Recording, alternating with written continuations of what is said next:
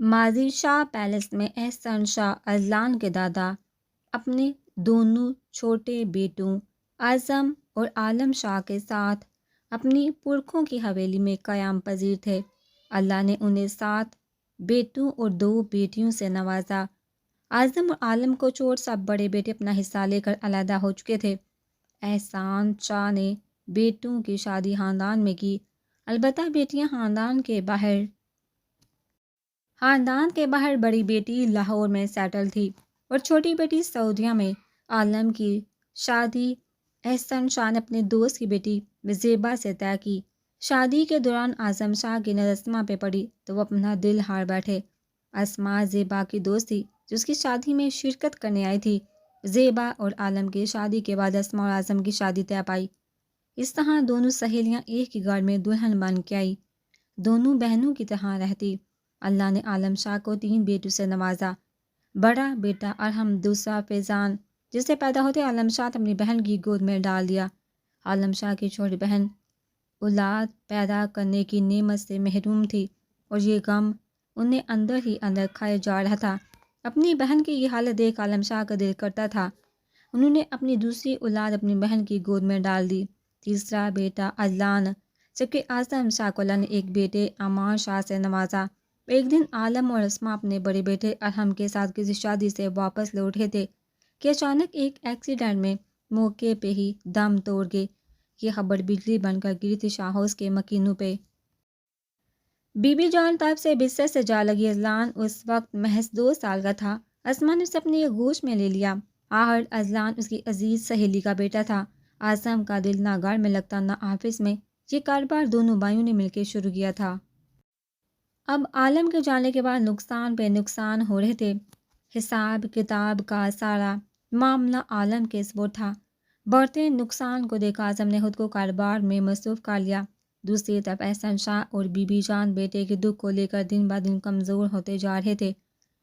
احسن شاہ زیادہ تر اذلان کو نبھا سکتے، اب یہی تو ایک آخری نشانی عالم شاہ کی فیضان تو میلوں دور ہے جس کے آنے کا کوئی امکان نہیں تھا۔ ان کی بیٹی شادی کے بعد جو کہ تو واپس مڑ کے نہیں دیکھا، لیکن وہ اپنے گھر والوں سے رابطہ رکھے ہوئے تھی۔ بس دن بھر کی مصروفیت انہیں پاکستان آنے کا موقع ہی نہیں دیتی۔ اسما نے اذلان اور امان میں کوئی فرق نہیں کیا۔ جو کپڑے کھلونے امان کے لیے لیتی وہی اذلان کے لیے انہیں یاد۔ ایک دن اعظم نے کہا تھا، اسما، اذلان میرے عزیز بھائی کی نشانی ہے، امان اور اذلان میں کوئی فرق نہیں کرنا۔ وہ بچہ چھوٹی عمر میں یتیم ہو گیا، یتیم کے حق کو مارنا اللہ کو ناراض کرنا ہے۔ مجھے یقین ہے تم انصاف کرو گی، دیکھنا اللہ تمہیں اس کا اجر ضرور دے گا۔ اور اسما نے ان الفاظوں کو ہمیشہ کے لیے ذہن نشین کر لیا۔ وقت کا کام ہوتا ہے گزرنا، وقت یوں ہی گزر رہا تھا۔ اذلان ابھی 5 سال کا تھا کہ احسن شاہ حلقے حقیقی سے جا ملا۔ 2 سال کا بچہ نہ سمجھ باپ کی موت کو سمجھ نہ سکا، لیکن 5 سال کا وہ بچہ بلک بلک کے اپنے دادا کی میت پہ رویا تھا۔ ایک اور صدمہ شاہ ہاؤس کے مکینوں کے مقدر میں جا لکھا۔ گزرتے وقت کے ساتھ اذلان کا مزاج جتنا سنجیدہ ہوتا جا رہا تھا، امان اتنا ہی شرارتی ہنسمکھ تھا، لیکن دونوں کی ہی آپس میں نہیں بنتی۔ امان بچپن سے ہی اذلان سے نفرت کرتا تھا، لگتا تھا اذلان نے اس کے ماں باپ کو چھینا ہے۔ پہلے جو محبت صرف اس سے ملتی تھی اب وہ بانٹنے اذلان بھی آ گیا۔ دونوں اس بات سے بخوبی واقف تھے کہ اذلان عالم شاہ کی اولاد ہے۔ بی بی جان نے اذلان سے کچھ نہیں چھپایا۔ امان جب جب اپنی ماں کو اذلان کے ناز اٹھاتے دیکھتا حسد کی آگ میں جلتا، اور یہ ایک حقیقت بھی تھی۔ ماں باپ کے جانے کے بعد سب نے اذلان کو ہاتھوں ہاتھ لیا اور امان یہ سب اپنی آنکھوں سے دیکھتا لیکن کسی سے شکوہ نہ کرتا۔ اذلان نے جب بھی دوستی کا ہاتھ امان کی طرف بڑھایا، امان نے برے طریقے سے اسے جھڑک دیا۔ اس طرح زندگی کے 15 سال بیت گئے۔ ان گزرتے 15 سال میں جہاں اعظم شاہ دن بہ دن ترقی کی سیڑھیاں چڑھتے گئے، وہیں اسما سے مردہ اولاد کا غم بھی ملا۔ اس بار جب اسما کو امید سے ہونے کی خبر ملی تھی تو اس کے چہرے پہ ڈھونڈنے سے بھی کوئی خوشی نہیں تھی، شاید اب بھی وہ نا امید تھی۔ ہر وقت گزرتا کہ اللہ نے اسما کو ایک خوبصورت بیٹی سے نوازا۔ اذلان امان جو آپریشن تھیٹر کے باہر کھڑے تھے، یہ خبر سن دونوں ایک دوسرے کے گلے ملے۔ یہ خبر ایسی تھی کہ انہیں اپنی دشمنی بھی بھول گئی تھی۔ اعظم شاہ کام کے سلسلے میں باہر گئے تھے، یہ خبر سنتے ہی فوراً چلے آئے۔ اذلان شاہ کی زندگی میں وہ خوبصورت وقت آ گیا جب اسے لگا اسے جینے کا مقصد مل گیا ہو۔ اس نے کبھی نہیں سوچا تھا زندگی اتنی خوبصورت ہو سکتی ہے۔ وہ جانتا تھا وہ اعظم شاہ کی سگی اولاد نے یہ بات اسے سے کسی نے نہیں چھپائی۔ وہ اپنی زندگی میں خوش تھا، لیکن ایک کمی تھی جو اس پری نے آ کر پوری کر دی۔ اسے یاد ہے کچھ ماہ پہلے بی بی جان نے اسماء سے کہا تھا، اسماء صفا میرے دل کہتا ہے اللہ تمہیں صحت مند اولاد سے نوازے گا، اور اگر بیٹی ہوئی تو میں نے سوچ لیا وہ میری ازلان کی دلہن بنے گی۔ اسماء بس ان کی بات پہ مسکرائی تھی۔ انہیں لگا تھا صفا بھی مردہ اولاد ہوگی۔ امان بھی اپنی ماں کے ساتھ وہیں بیٹھا تھا۔ اس بعد اس کے چہرے کے سادہ تاثرات باہر کر ازلان نے دیکھے تھے۔ ننھی سی نور 15 سالہ ازلان کے ہاتھوں میں بے خبر سو رہی تھی۔ پاس ہی اسماء آرام کر رہی تھی۔ انہیں بس اعظم شاہ کے آنے کا انتظار تھا۔ آخر برسوں بعد اس گھر میں کوئی خوشی آئی تھی۔ وہ ان کا خوشی سے دمکتا چہرہ دیکھنے کے لیے بے چین تھی، اور وہاں کر امان بہن کو یک ٹک دیکھے جا رہا تھا۔ اس کا بس نہیں چلتا اسے ازلان کے ہاتھوں سے لے کر پورا گھما دے۔ ازلان یہ کتنی خوبصورت ہے نا، بالکل ڈال جیسی ہے نا۔ وہ بس اسے دیکھے جا رہا جو اس کے چھونے سے تھوڑا سا قسمسا تھی۔ ازلان اسے مجھے دو، اٹھ جائے گی یار، سونے دو، میں بھی اپنے ہاتھوں میں رکھوں گا، پلیز دو نا، اگر روئی تو چھوڑوں گا نہیں۔ اچھا نا اب دو۔ امان کو غصہ ہی آ گیا، اب وہ اس کی بہن پہ بھی حق جتاتا رہا تھا۔ دھیان سے پکڑنا۔ کچھ دیر بعد اعظم شاہ بھی اپنی ننھی پری کو دیکھنے آئے جو کوئی حور ہی لگ رہی تھی۔ سرخ سفید رنگت، گلابی گال، بڑی بڑی آنکھیں، پتلے گلابی ہونٹ۔ انہوں نے اس کے سر پہ بوسہ دے کر اسماء کے پہلو میں لٹا دیا۔ وہ جتنا خدا کا شکر کرتے کام تھا۔ 10 دن بعد اسماء کو ڈسچارج کر دیا گیا۔ گھر میں خوشیوں کا سما تھا۔ پورے گاؤں میں مٹھائی بانٹی گئی، غریبوں میں کپڑے تقسیم کیے گئے۔ اعظم شاہ نے بڑے پیمانے پر دعوت رکھی جس میں خاندان کے ایک ایک شخص کو بلایا گیا۔ وہیں فیضان جو ازلان سے صرف کال پہ ہی بات کرتا تھا، آج 15 سالوں بعد اپنے بھائی کو روبرو دیکھا۔ پورا دن وہ دونوں ساتھ رہے۔ آج سمینہ، فیضان کی ماں بھی سالوں بعد اپنے بھائی بھابھی ماں سے مل کر بہت خوش تھی۔ ان کا تو جانے کا دل ہی نہیں چاہ رہا تھا۔ فیضان رات گئے تک بی بی جان کے پاس تھا۔ دعوت کے اختتام ہوتے سب گھروں کو روانہ ہو گئے، البتہ سمینہ صبح کے فلائٹ سے سعودیہ چلی گئی۔ اس کا نام کیا رکھیں گے ابو؟ امان اس ننھی پری کو دیکھتے ہوئے بولا جو ازلان کے بازو میں سوئی ہوئی۔ اس کا نام نور ہے۔ ازلان فوراً بول اٹھا۔ اعظم شاہ کے اللہ مسکرائے۔ تم نے رکھا ہے؟ وہ پوچھ رہے تھے۔ جی ابو، وہیں ہسپتال میں سوچ لیا تھا۔ ابو، نور نہیں، حفصہ اچھا نام ہے۔ امان نے ایک غصیلی نظر سے ازلان کو نوازے ہوئے کہا۔ نور اچھا نام ہے امان، اب سے اس کا نام نور العین ہے۔ امان وہاں سے اٹھ کے چلا گیا۔ اعظم شاہ نے اس بات کو خاص نوٹ نہیں کیا۔ ازلان سوئی ہی نور کو اٹھائے اسماء کے پاس چلا گیا۔ گھر میں ہر کوئی ازلان کے جنون سے واقف تھا، جو گھر میں آتے ہی نور کو اپنے پاس رکھتا، اسے الگ نہ کرتا۔ نور جب 1 سال کی ہوئی تو بی بی جان نے اسماء اور اعظم کو اپنی خواہش کا بتایا۔ اعظم نے بی بی جان کو زبان دی تھی، وہی ہوگا جو وہ چاہیں گی۔ اس طرح بچپن سے ہی وہ ازلان کے نام سے جڑ گئی۔ امان اور ازلان کی اکثر اس بات پہ لڑائی ہو جاتی۔ ازلان چپ چاپ نور اسے تھما دیتا، کیونکہ امان کا کہنا تھا اس کی بہن تمہاری کیا لگتی ہے۔ خیر وہ اسے بہن تو ہرگز نہیں کہہ سکتا۔ گزرتے دنوں کے ساتھ ازلان کے دل میں نور کی محبت کی جڑیں مضبوط ہوتی جا رہی تھی۔ وہ اپنی زندگی سے خوش تھا، لیکن ایک دن اس معمول کی زندگی میں فرق آیا جب سیکنڈ ایئر کا رزلٹ آنے کے بعد اعظم شاہ کے کہنے پہ دونوں نے یونیورسٹی کے ٹیسٹ دیے اور رزلٹ کا انتظار کرنے لگے۔ پڑی لاؤنج میں آدھے ازلان نے گڑیا سے کھیلتی نور کو آواز دی، ازلان بھائی آپ؟ آدھے بہوشی سے چہکتی ہوئی بولی، ہاں یہ لو۔ اسے چاکلیٹ دینے لگا۔ نور نے فوراً لے لی، دیکھتے ہی دیکھتے پوری ختم کر دی۔ کیا ہوا، تمہارے دوست نہیں آیا آج؟ 3 سالہ نور گلابی فراق میں ملبوس، بالوں کی پونی کیے ہوئے خود کو کوئی گڑیا ہی لگ رہی تھی۔ وہ رافی دندا اس نے میلے دوست کو مالا اور تلے گئے۔ وہ اپنی توتلی زبان میں بولنے لگے، رافا بڑا ہی ریتا، جتنی بھی مار ازلان سے کھا لے سدھرنا نہیں ہے اس نے۔ اچھا یہ بتاؤ امی کہاں ہے؟ امی وہ آنکھوں کی پتلیاں گھما کے سوچنے لگی، وہ تو ابو کے ساتھ گئی ہیں۔ اچھا پڑی پانی تو پلاؤ۔ نہیں، کیوں؟ امی دے لی تھی آپ ادالیو مودے چول کے الامان بھائی بھی دندے ہیں۔ وہ چونکا پھر بولا، نہیں پڑی، ہم کہیں نہیں جا رہے، پانی لا دو یار، پیاس سے حالت بری ہو رہی ہے، ملازمہ سے کہہ دو۔ نو میں لاؤں دی۔ اذلان کے ہونٹوں پہ مسکراہٹ نمودار ہوئی. وہ خود بھی جانا نہیں چاہتا تھا، لیکن پڑھائی تو زندگی کا حصہ تھی. اسے اعظم شاہ کا ہر خواب پورا کرنا تھا جو ان میں امان اس کے حوالے سے دیکھا تھا. رزلٹ آنے کے بعد دونوں ہی کراچی روانہ ہو گئے. ہاسٹل میں رہنے کی بجائے انہوں نے فلیٹ میں رہنا بہتر سمجھا. دونوں کا لاگ یونیورسٹی میں ایڈمیشن ہوا تھا، لیکن دونوں یونیورسٹیز ایک دوسرے کے قریب ہی تھی. 2 دن کے لگاتار محنت کے بعد انہیں ایک فلیٹ بھی بالاحر مل گیا، لیکن وہاں آلریڈی موجود 3 لڑکوں نے پیسوں کی ڈیمانڈ بڑھا دی. ناچار انہیں ماننا پڑا. پہلا ہفتہ اذلان کا تو کافی بورنگ گزرا. نور کے بغیر اسے رہنے کی عادت جو نہیں تھی، وہاں پہلے ہفتے ہی اس کی ماں نور سے دوستی ہو گئی، جو خود ایک جاگیردار فیملی سے تعلق رکھتی تھی. اذلان کافی مغرور اپنی کلاس میں مشہور تھا. ٹیچرز اس سے خوش تھے. وہ کافی ذہین تھا، لیکن وہ ملا جلا کے 1-2 لوگوں سے رابطہ رکھتا. اس کے گروپ میں 3 لڑکے تھے، لیکن ماں نور ایک ایسی تھی کہ وہ جتنا اسے اگنور کرتا وہ اتنا اس کے پاس چلی جاتی.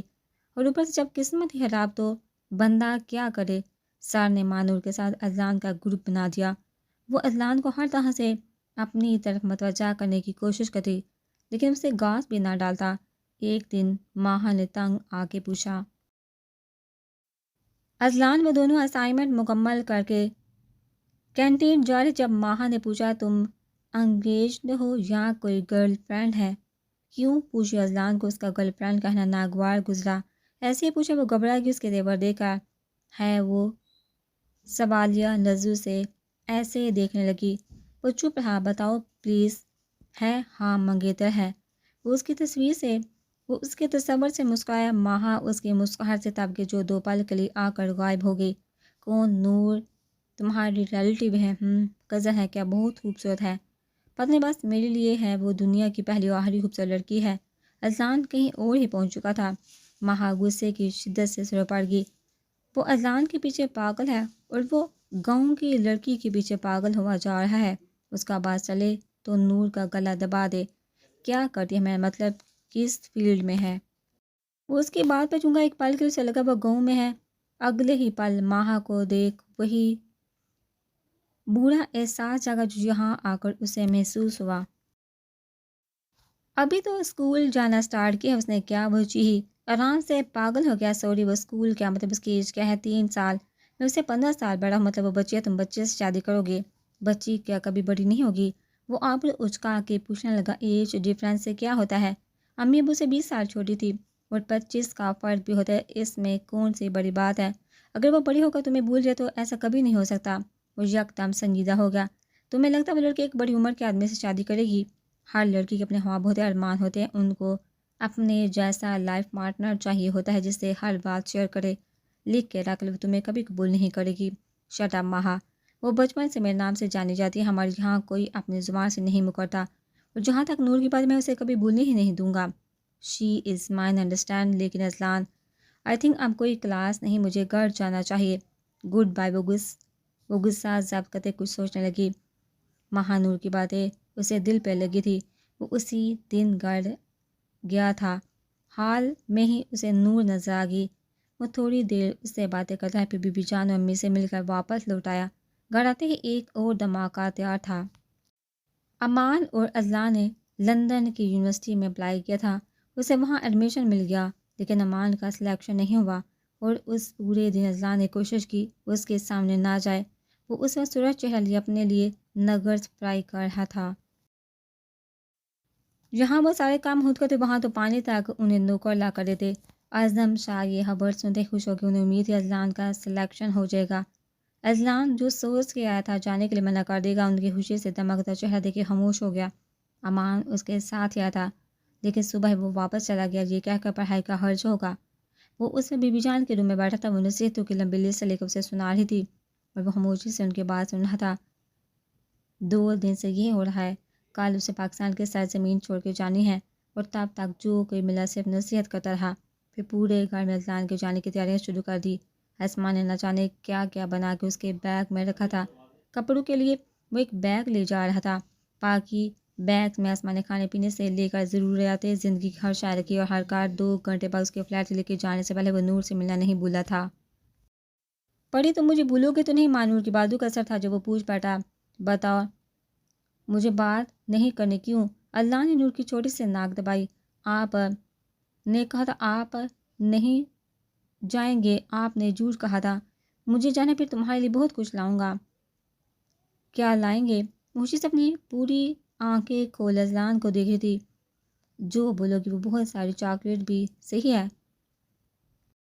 اور حلوہ پوری بھی۔ ہاں ہاں، وہاں حلوہ پوری نہیں ہوتی۔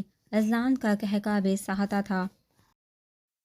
نہیں مجھے چاہیے، وہ منہ بسور کے بولی۔ اچھا، اور کچھ؟ وہ مسکراہٹ دباتا کہنے لگا، اور وہ پوری لسٹ بتانے لگے۔ اذلان خاموشی سے سنتا رہا۔ نور تمہاری امانت ہے اذلان، وہ ہمارے پاس محفوظ ہے۔ مجھے یقین جس کام کے لیے بھیج رہا ہوں وہی ہوگا، صحیح کہہ رہا ہوں۔ اعظم شاہ نے اذلان کے کندھے پہ ہاتھ رکھتے ہوئے اسے جواب طلب نظر سے دیکھنے لگے۔ ساتھ وارننگ بھی تھی، جس پر اذلان مسکراہٹ دباتا ہوا بولا، جی اسے ایئرپورٹ چھوڑنے سے اعظم شاہ آئے تھے، وہ سب کو منع کر کے آیا تھا۔ اسے ڈر تھا کہ وہ سب یہاں آتے تو وہ کبھی نہ جا پاتا۔ اعظم شاہ شاید خود کو ہر ڈر سے آزاد کر کے اسے بھیجنا چاہتے تھے۔ وہ تمہارے نام سے منصوبے خاندان بھر میں یہ بات پھیلی ہوئی ہے، اپنا ہر قدم سوچ کے اٹھانا۔ اذلان بہت امیدیں ہیں مجھے تم سے، اللہ تمہیں کامیاب کرے۔ وہ انہیں یقین دلاتا اپنی منزل کی طرف روانہ ہو گیا۔ لندن پہنچے اس نے سب سے پہلے بوکے بتائے ایجنٹ سے رابطہ کی، جنہوں نے اسے فلیٹ دکھایا۔ وہ فلیٹ اس کی سوچ سے زیادہ چھوٹا تھا، ایسا لگتا تھا جیسے انسان کا دم گھٹ رہا ہو، لیکن وہ خوش تھا۔ کون سا اسے یہاں ہمیشہ رہنا تھا، بس 4 سال۔ وہ خود ہی مسکرایا، ابھی ہی سے اس کی حالت بری ہونے لگی تھی، کہاں وہ 4 سال برداشت کر سکے گا۔ آتے ہی سب سے پہلے اذلان نے گھر سیٹ کیا، ضرورت کی چیزیں وہ مارکیٹ سے لے آئے۔ پہلے تو اپنے لیے چائے بنائی۔ جب دماغ کام کرنا شروع ہوا تو اعظم شاہ کو کال کر کے خیریت سے پہنچانے کی اطلاع دی۔ کچھ دیر ان سے باتیں کرنے کے بعد وہ بیڈ پہ آ کر لیٹ گیا۔ تھکن اتنی تھی کہ وہ فوراً نیند کی وادی میں اتر گیا۔ یونیورسٹی آتے ہی اسے لگا وہ کسی دوسری دنیا میں آ گیا ہو۔ اب 19 سال اس نے پاکستان میں گزارے تھے، اب ایک دم کسی الگ ملک آنا عجیب لگ رہا تھا۔ نیا شہر، نئے لوگ، نہ جانے کتنا ٹائم لگے گا اسے ایڈجسٹ ہونے میں۔ پہلے دن ہی اس کا دل چاہا یہاں سے بھاگ جائے۔ وہ یونیورسٹی آ کے اپنے ڈاکومنٹس وغیرہ جمع کروا کر وہ کلاس میں پہنچا۔ دن بھر وہ غور سے سارے لیکچر سنتا اور نوٹ کرتا رہا۔ لیکچرز ختم ہونے کے بعد یونی کے قریب ایک ریسٹورینٹ میں آ گیا۔ وہاں سے لنچ کرنے کے بعد وہ اپنے گھر کے نزدیک آس پاس جگہوں کو دیکھنے لگا۔ اسے اب یہیں رہنا تھا تو راستوں کا معلوم ہونا بھی لازمی تھا۔ پورا دن وہ باہر رہا، آس پاس جگہ دیکھتا رہا۔ رات کے جب وہ گھر لوٹا تو کافی تھک چکا تھا۔ اسے بھوک بھی لگی تھی، لیکن خود کچھ بنانے کی ہمت نہیں تھی۔ وہ ڈائریکٹ بس بیڈ پہ آ کر ڈہ گیا۔ صبح پہ اس کا وہی معمول تھا۔ شروع میں تو وہ ہر وقت فارغ رہتا، لیکن جیسے جیسے اسائنمنٹس پریزنٹیشن ملتی اس کی مصروفیت بڑھتی گئی۔ کبھی کبھی وہ شام کے گھر لوٹتا، لیکچرز کے بعد اکثر وہ لائبریری جا کے وہاں بیٹھ پڑھتا۔ گھر آتے اگر موڈ ہوتا تو وہ خود کھانا بنا لیتا، ورنہ نیچے قریبی ریسٹورنٹ سے کھانا منگوا لیتا۔ تقریباً وہ ہر ہفتے گھر کال کرتا، امی سے گھنٹوں باتیں کرتا۔ نور کے بارے میں وہ پوچھنا کبھی نہ بولتا، اکثر وہ فضان سے بھی بات کرتا۔ اذلان کے دن بھر کی یہی روٹین رہتی۔ جیسے اس کا سیمیسٹر کمپلیٹ ہوتا وہ فوراً ہی پاکستان کی ڈگری کنفرم کروا دیتا۔ وہاں جاتے بی بی جان اما سب ایسے ملتے جیسے وہ کوئی جنگ فتح کر کے آیا ہو۔ امان سے اس کی 1-2 بار ملاقات ہوئی، لیکن امان نے اسے بری طرح نظر انداز کیا۔ اذلان بھی پھر اس سے ملا نہیں۔ نور سے ملتے اسے گھنٹوں اپنے پاس بیٹھائے رکھتا۔ پاکستان جاتے پہ اس کا دل ویران ہو جاتا۔ وہ نور کی ہر برتھ ڈے پہ اسے گفٹ بھیجتا، اور عید کے موقع پر بھی وہ گھر والوں کے لیے تحفے لیتا۔ اسے نہ تو رمضان میں چھٹی ملتی، نہ عید پر جانا بھی چاہے تو پیپر شروع ہو جاتے۔ گزرتے وقت کے ساتھ وہ اس ماحول میں فٹ ہو گیا، لیکن اس نے اس ماحول کو اپنی عادت نہیں بنایا تھا۔ دن ہفتوں میں، ہفتے مہینوں میں، مہینے سالوں میں پر لگا کے اڑ گئے۔ اس کے سیمیسٹرز ہوتے گئے اور وہ صبر کے گھونٹ پیتا رہا۔ آخر کار اس کا لاسٹ سیمیسٹر آن پہنچا۔ ان 3 سالوں میں ایک جو عجیب خبر امی نے اسے دی تھی، وہ سن کے اذلان کافی حیران ہوا تھا۔ وہ تھا امان کا پولیس فورس جوائن کرنا۔ امی نے اسے بتایا کہ وہ ٹیسٹ کی تیاری کر رہا ہے۔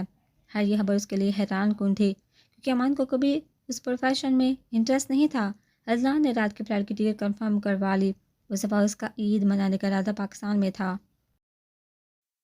ایئرپورٹ سے باہر آتے ہی اذلان نے بھرپور انگڑائی لی۔ وہ اس پورے سفر میں صرف سوتا رہا، باہر ہی ڈرائیور اس کا انتظار کر رہا تھا۔ ایسا نہیں تھا کوئی اسے ریسیو کرنے نہیں آتا، وہ خود اعظم شاہ کو یہاں آنے سے منع کر دیتا۔ اسے اکیلے سفر کرنے کی عادت تھی، کسی اور کی موجودگی میں وہ سخت بیزار ہوتا۔ اس نے ڈرائیور کو پہلے کسی ریسٹورینٹ میں چلنے کا کہا۔ اذلان نے سفر کے دوران کچھ کھایا نہیں تھا، اب بغیر لنچ کے اتنا لمبا سفر سے بھوک سے بحال کر دیتا۔ گاڑی ایک ریسٹورینٹ کے سامنے آ کر رکی، وہ اندر چلا آیا۔ بیڑی کو آڈر کا انتظار کرنے لگا کہ اچانک اس کے نظر سامنے سے آتے لڑکا لڑکی پر پڑ اسی کی طرف آ رہے تھے۔ بلا شبہ وہ لڑکی مانور تھی، وہ کیسے اس سرپیری کو بھول سکتا ہے؟ وہ اپنی جگہ سے اٹھ کھڑا ہوا۔ اویس نے پہنچتے ہی اسے گلے سے لگایا۔ اویس اس کے بہترین دوستوں میں سے ایک تھا، اس کا یونیفالو تھا، اس کا گروپ میٹ اذان۔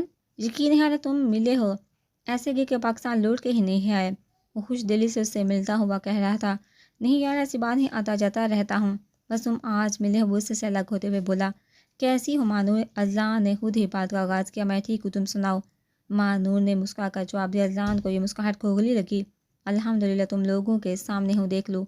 وہ کافی دیر یہاں وہاں کی باتیں کرتے رہے۔ اذان نے انہیں بتایا اس کا لاسٹ سیمسٹر، جبکہ اویس اب جاب کی تلاش میں پاکستان میں، ویسے انجینئرنگ کو مشکل سے جاب ملتی ہے، وہ بھی باہر جانے کا سوچا ہے۔ لنچ تینوں ساتھ کیا، پھر اذان اٹھ کھڑا ہوا، اسے جلدی نکلنا تھا ورنہ رات کے وقت سفر خطے سے حالی نہیں۔ اذان دیکھو کتنا بیوقوف ہوں، اہم بات تو کی ہی نہیں، میں یہاں تمہیں انوائٹ کرنے آیا تھا۔ وہ سر پہ ہاتھ مارتا کہنے لگا انوائٹ؟ ہاں، وینسڈے کو ہماری انگیجمنٹ ہے، تمہیں آنا ہے؟ نہیں آئے تو گھر پہنچاؤں گا تمہارے۔ اویس نے مہانور کا ہاتھ پکڑتے ہوئے کہا، اور میں اذان کو دھمکی، جس پہ وہ مسکرایا۔ ہاں آ جاؤں گا، اسی دن میری واپسی کی فلائٹ ہے، اٹینڈ کر کے جاؤں گا۔ وہ اویس سے گلے ملتا وہاں سے نکل گیا۔